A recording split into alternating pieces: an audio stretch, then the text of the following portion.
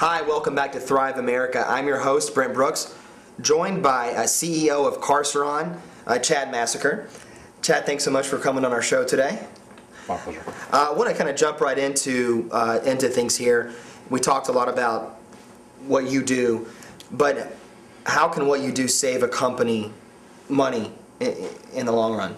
That's a great question. Well, there's kind of two different ends of the spectrum on where we can save money. On the lower end of the spectrum is time, and when I say lower end, it's going to be clients that have a lesser amount of computers, and perhaps they either have an in-house IT person, or they're using that one-man computer shop, the brother, sister's, cousin's friend who used to work for AT&T or something like that. We all know those guys, and there's nothing wrong with them. But when you're talking about the fact that a lot of the managed services providers, such as Carceron, bundle a lot of value into the agreement. So there's unlimited help desk support, antivirus software, monitoring, all this stuff that doesn't come with the one-man shops who are billing you by the hour. And when you go into this flat fee model, where we're going to take all the pressure off you, you don't have to filter all your support requests through a point of contact anymore who's counting hours, because they want to control the hourly bill. So anybody can request support, which takes a lot of pressure off of that office manager contact that wants to request support on the lower end. And on the high end, if you've got a company who's got IT staff and wants to, I hate to say it, downsize, and they're looking for some cost savings, we can absolutely replace some or all of the IT staff with our managed services approach and handle the help desk and the servers and the monitoring and all the stuff that they're doing. We come with so much more value that their people don't have. I mean, we don't get sick, we don't take vacations, you don't have to equip us, you don't have to pay us benefits. We're not going to leave you for a better paying job. I mean, I could go on and on and on all day. So on that side, it's direct. It's a direct savings that you can really see very easily on the high end. And on the low end, there's a little bit of imagination required, but you should quickly realize that there's a lot of savings in terms of the value of your time, which is the big thing. So typically with you, do your clients go into a contract for, say, a year? Is that kind of how? Yeah, most managed service providers are going to put you in some kind of an annual agreement or multi-year term.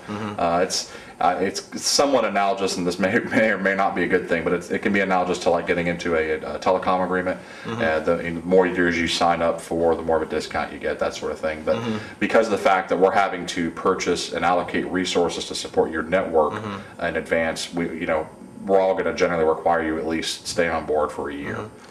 How confident are you in your staff and your support staff, as far as I know you have a home base, and how confident are you in your staff and so forth?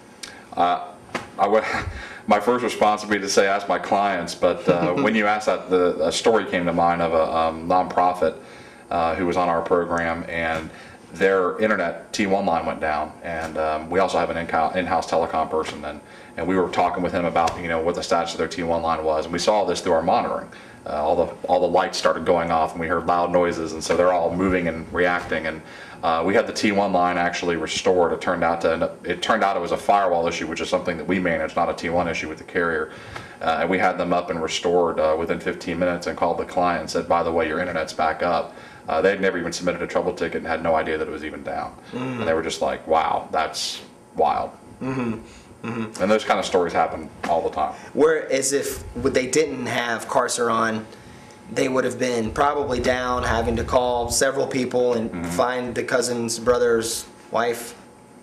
Waiting for him to show up. Waiting for him to show up, yeah. That's another important thing. Managed services providers, as a rule, are going to have a service level agreement that has built-in response time. In our case, it's generally 4 hours for servers and workstations, so no more than a half a day, and to be honest, most of the time we're responding in about half that time. So I want to kind of shift gears a little bit with our viewers and go into a territory that, Chad, I feel like you're an expert in, which is what I mentioned in the very beginning of our segment, which is the networking. And so tell me, there's networking computers, and not to confuse our viewers, but there's networking, there's actual networking events where we physically show up and meet people.